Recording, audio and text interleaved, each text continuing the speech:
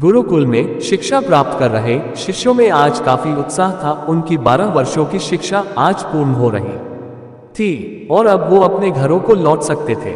गुरु जी भी अपने शिष्यों की शिक्षा दीक्षा से प्रसन्न थे और गुरुकुल की परंपरा के अनुसार शिष्यों को आखिरी उपदेश देने की तैयारी कर रहे थे। उन्होंने ऊंची आवाज में कहा, आप सभी एक जगह एकत्रित हो जाएं, मुझे आपको आखिरी उपदेश देना है। गुरु की आज्ञा का पालन करते हुए सभी शिष्य एक जगह एकत्रित हो गए। गुरु जी ने अपने हाथ में कुछ लकड़ी के खिलौने पके हुए थे। उन्होंने शिष्यों को खिलौने दिखाते हुए कहा, आपको इन तीनों खिलौनों में अंतर ढूंढने हैं।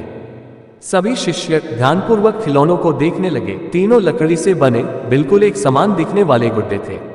सभी चकित थे कि भला इनमें क्या अंतर हो सकता है। तभी किसी ने कहा, अरे ये देखो, इस गुड्डे के में एक छेद है।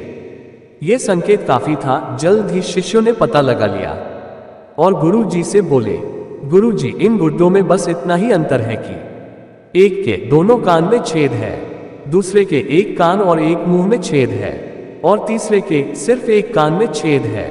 उद्धरण चिन्ह। गुरु जी बोले, बिल्कुल सही, और उन्होंने धातु का एक पतला तार देते हुए उसे कान के छेद में डालने के लिए कहा। शिष्यों ने वैसा ही किया। तार पहले गुड्डे के एक कान से होता हुआ दूसरे कान से निकल गया, दूसरे गुड्डे के कान से होते हुए मुंह से निकल गया और तीसरे के कान में घुसा, पर कहीं से निकल नहीं पाया।